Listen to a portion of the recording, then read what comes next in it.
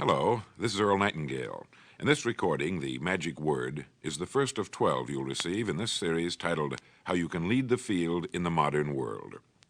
Before we start, I'd like you to know that I'm not going to try to tell you how to live your life. That's none of my business, nor is it anybody else's business. That's your business. Nor is this Lead the Field program a collection of pleasantries, platitudes, or Pollyanna. It is a summation of more than 20 years of research on one subject, and that is, why do some people do so well in life, while so many more do not? And the first thing let's talk about is the magic word. The experts call it the most important word as far as the results we get from life are concerned in this or any other language, and that word is attitude. It is our attitude toward life which will determine life's attitude toward us. Let's face the fact honestly that we shape our own lives, and the shapes of them will be determined by our attitudes. A person with a poor attitude toward learning, for example, isn't going to learn much until he changes his attitude. If we take the attitude that we cannot do something, we generally will not do it. An attitude of failure, and we're whipped before we start. So we know then that what we receive from life, what we accomplish or fail to accomplish, is due in large measure to our overall attitude. William James of Harvard University put it this way: "The greatest discovery of my generation is that human beings can alter their lives by altering their attitudes of mind." And isn't it wonderful that we have this measure of control? Before we start talking about our attitude toward the world, let's talk about our attitude toward ourselves, since it is the attitude we take toward ourselves which determines our attitude toward the world. Now, right here we come to a rather strange fact.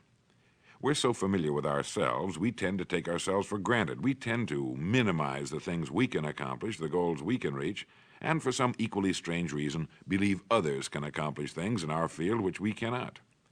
There are literally millions of human beings living narrow, darkened, frustrated lives, living defensively, simply because they take a defensive, doubtful attitude toward themselves, and as a result, toward life in general. Many people are suspicious of and oppose change, yet change is the one thing in life on which we can absolutely count. People who stay young all the years of their lives not only welcome change, but see it for what it really is: new opportunity, new chances for further fulfillment. Attitude is a reflection, a result of a person's will. It is incalculably powerful. It can bring about marvelous results for us, but we need to train it patiently, day by day.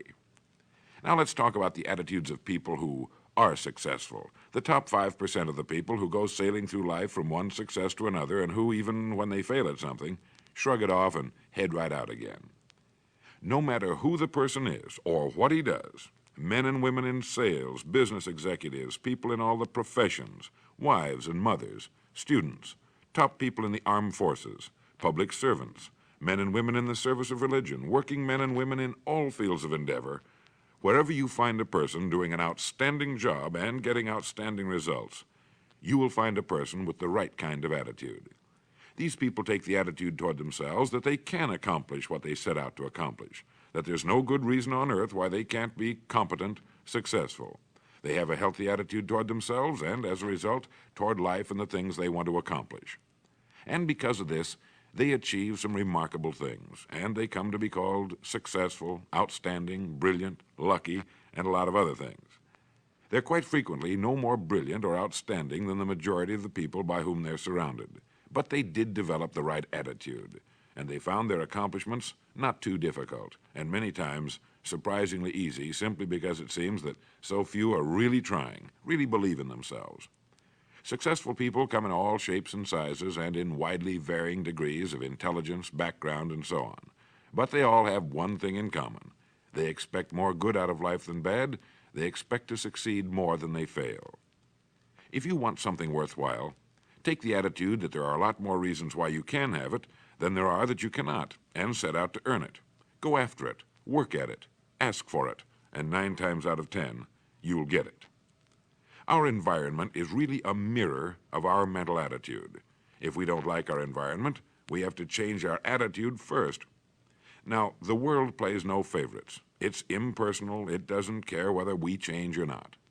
Adopting a good, healthy attitude toward life doesn't affect the world and the people in it nearly as much as it affects us. It would be impossible to even estimate the number of jobs which have been lost, the number of promotions missed, the number of sales not made, the number of marriages ruined by poor attitudes. But you can number in the millions the jobs which are held but hated, the marriages which are tolerated but unhappy, all because of people who are waiting for the world and others to change toward them, instead of being big enough and wise enough to at least make a test which will prove beyond any shadow of a doubt where most or at least a big part of the trouble lies. Studies made of the lives of literally thousands of successful people have shown that they radiate confidence, assurance, they expect success, and they get success. You can spot these people by the way they walk, by the way they look and act. You can feel it about them when they enter a room. They may be short and fat, or tall and thin, or any combination in between, but they have about them the attitude of success. In the record Greener Pastures, I'll get into this next statement, but right now I want you to realize, if you don't already, that in 5 years or less, you can get right to the top of the work you're now doing. I know this, but the important question here is, do you know this? The minute you do know it, you'll have this right attitude I'm talking about. The easiest and most effective means of forming a good attitude habit is to begin to act as though you have a good, positive, expectant attitude toward life. That's right. Begin right now to walk, act, and look as though you belong to this group. If you're already in the top 5%, you'll know what I mean. If you've never tried it, you'll be amazed at what happens. Actions trigger feelings, just as feelings trigger actions. Now, let me tell you of a little test you can make which will prove beyond any shadow of a doubt that a good attitude can change a person's life as dramatically as walking from a darkened room into the bright, clear light of day. Not long ago, I read a line which went, "Life is dull only to dull people."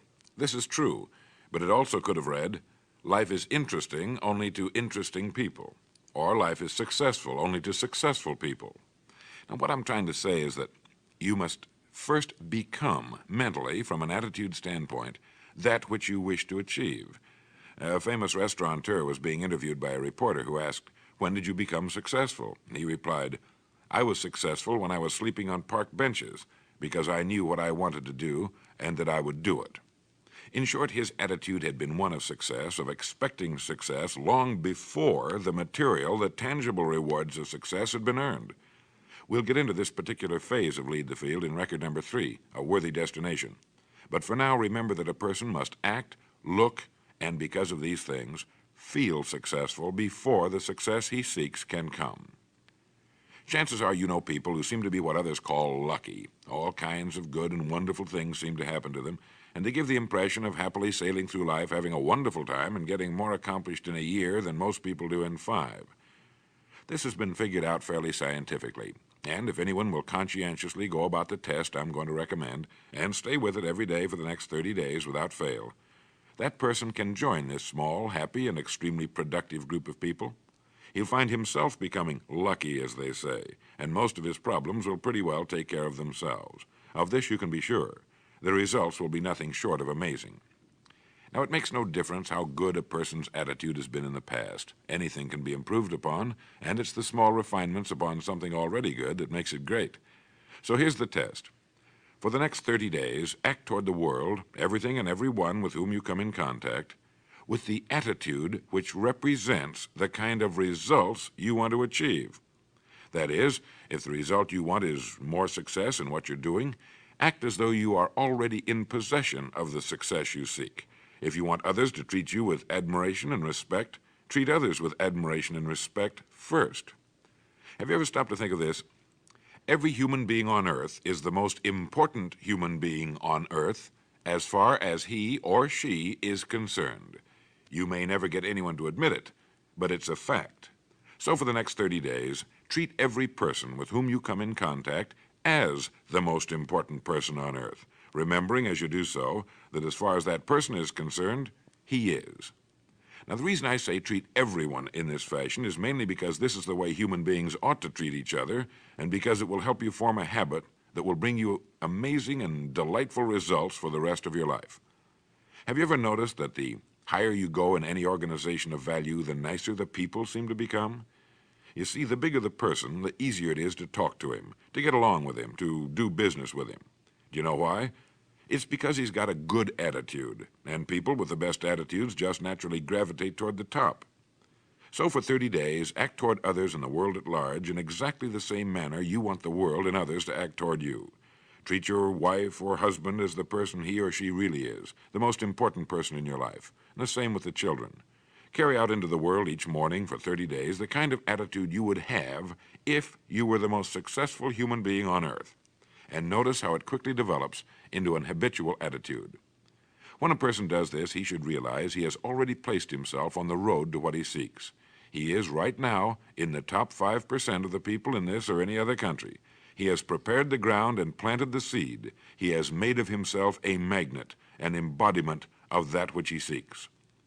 Before metal can be cast into a desired shape, the mold, the expectant receptacle, must first be fashioned. Before a building can be erected, the excavation must be made and the foundation laid.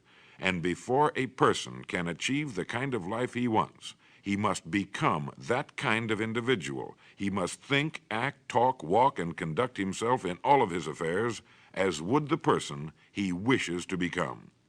He is then actually that person, and the things that person would have and do will naturally come to him. Almost immediately, a change will be noticed. Irritations that used to frustrate and annoy disappear. When some less informed individual gives you a bad time, stay on the track. When someone cuts in front of you with his car or acts in any other manner that shows his ignorance and lack of courtesy, don't permit yourself to drop to his level. Pity him, for that's what he really deserves. That's the very group a person doesn't want to belong to. And if he acts like them, well, let's face it, he belongs with them. There's nothing in the world that men, women, and children want and need more than the feeling that they're important, that they're needed and respected. They will give their love, their affection, their respect, and their business to the person who fills this need. So the magic word is attitude. And in summing up, a few points to keep in mind. 1, it is our attitude at the beginning of a task which, more than anything else, will affect its successful outcome. 2, it is our attitude toward life which determines life's attitude toward us. 3, we are interdependent. It is impossible to succeed without others. And it is our attitude toward others which will determine their attitude toward us.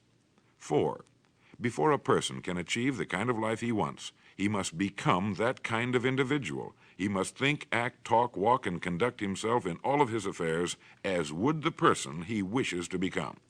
5, the higher you go in any organization of value, the better will be the attitude you'll find. 6, your mind can hold only one thought at a time, and since there's nothing at all to be gained by being negative, be positive. 7, the deepest craving of human beings is to be needed, to feel important, to be appreciated. Give it to them, and they'll return it to you. 8, look for the best in new ideas. As someone said, I've never met a person I couldn't learn something from. 9, don't waste valuable time broadcasting personal problems. It probably won't help you. It cannot help others. 10, don't talk about your health unless it's good. 11, radiate the attitude of well-being, of confidence, of a person who knows where he's going. This will inspire those around you, and you'll find good things will begin happening to you. And 12, lastly, for the next 30 days, treat everyone with whom you come in contact as the most important person on earth. If you'll do this for 30 days, you'll do it for the rest of your life. In the next recording, I'll talk to you about greener pastures. But now, in closing, remember the words of Walter Dill Scott of Northwestern University. Success or failure in any undertaking is caused more by the mental attitude even than by mental capacities. Thank you.